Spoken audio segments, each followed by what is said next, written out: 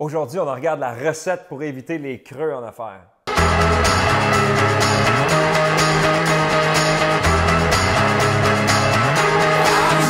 Bonjour, je m'appelle Gabriel Laflamme, je suis courtier immobilier, mais je suis avant tout un passionné d'entrepreneurship et c'est pour cette raison-là que j'ai démarré le podcast parce que je voulais aider un maximum de gens qui avaient besoin d'outils pour performer dans leur domaine, dans leur travail, mais qui s'intéressaient aussi de près ou de loin à l'entrepreneurship.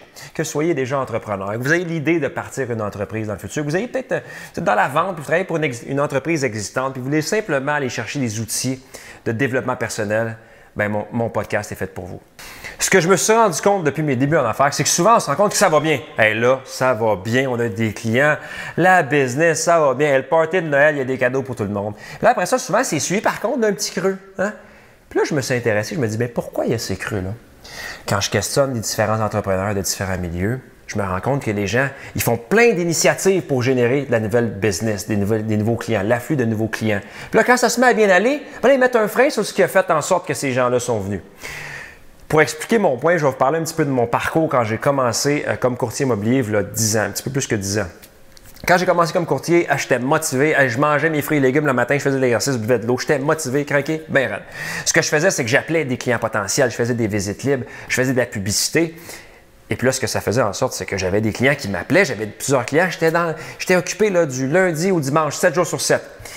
Puis là, ce qui arrivait, c'est que quand je devenais occupé, bien là, j'arrêtais de faire de la publicité, j'arrêtais de faire de la sollicitation téléphonique, j'arrêtais de faire des suivis également.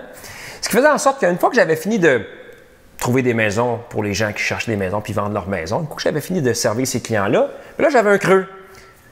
Puis après ça, je me remettais à faire les choses qui marchaient. Là, j'étais occupé. Là, j'avais un creux. J'étais occupé, j'avais un creux. Puis quand je questionne beaucoup d'entrepreneurs, on me dit que c'est souvent le cas. Ils ont des périodes de l'année. Hey, écoute, moi, là, j'ai des gens que je connais qui sont dans l'industrie du mariage. Hey, ils sont occupés dans le mariage de ce temps-ci. Puis quand la saison des mariages ont fini, ah, mais là, on est plus tranquille.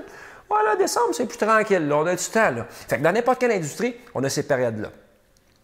J'ai récemment lu un livre, The Five Love Languages. C'est un livre sur le couple.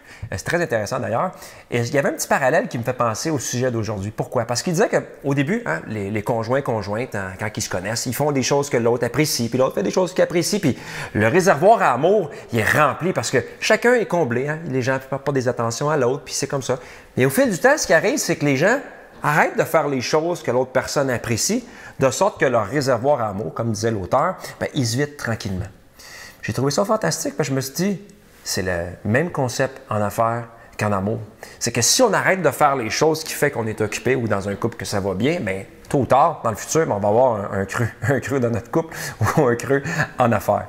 Et puis, c'est pas simplement dans les affaires, il y a aussi la condition physique. Hein. Souvent, les gens, hey, l'hiver, hey, watch out en janvier, le monde, il s'entraîne, il pousse, hein, il pousse, jusqu'au printemps pour être en forme pour l'été. Là, arrive l'été, ah non, moi, l'été, non, moi, je fais de la marche. Non, moi, je fais de la marche dehors, je fais mes exercices dehors. Non, moi, je prends de l'air. Écoute, moi, je fais du canot, même si on en fait une fois dans l'été. Ah, moi, je fais du canot. Je fais toutes sortes de... Je monte des montagnes, en monte une fois dans l'année. Tout ça pour dire que les gens abandonnent les habitudes, les bonnes habitudes quand ils s'entraînent souvent l'été, même l'automne, ça se laque un peu. Puis là, ce qui arrive, c'est que là, on revient l'hiver. Là, il retourne au gym en hiver. Fait que de sorte qu'à chaque fois, ils repartent la roue. C'est beaucoup plus dur à repartir à chaque fois, repartir à chaque fois, repartir à chaque fois.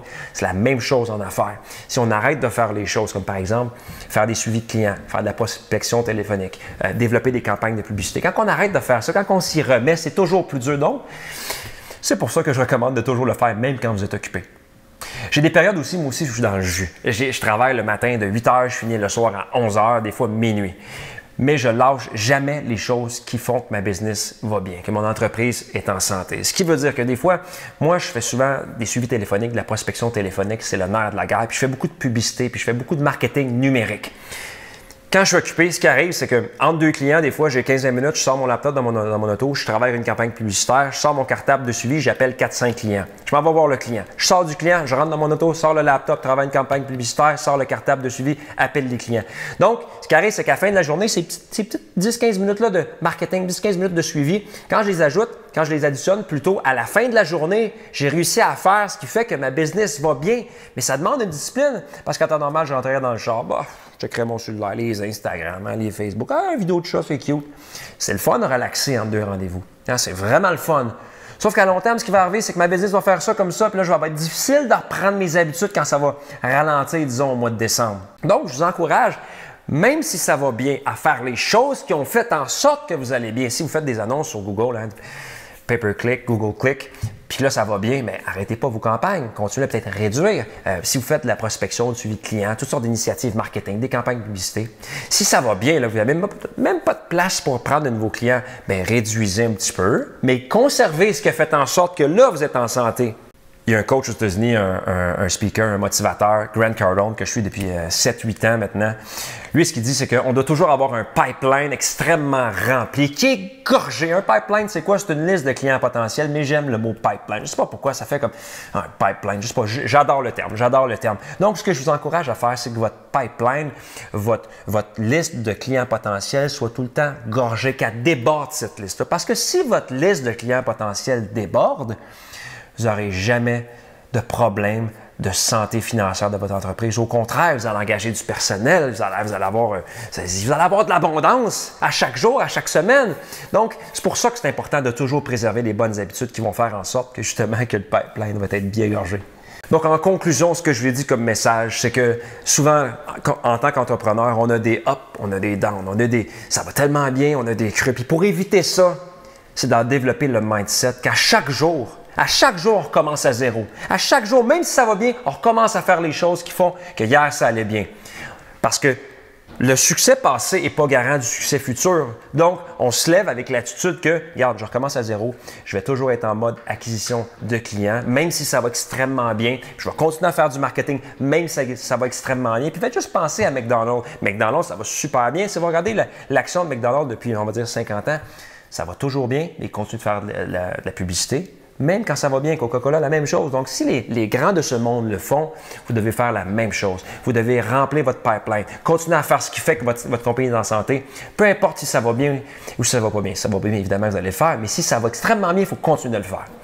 J'espère que vous avez apprécié la capsule et juste en parler, je suis tellement excité. C'est quelque chose qui me motive. Je trouve ça tellement motivant.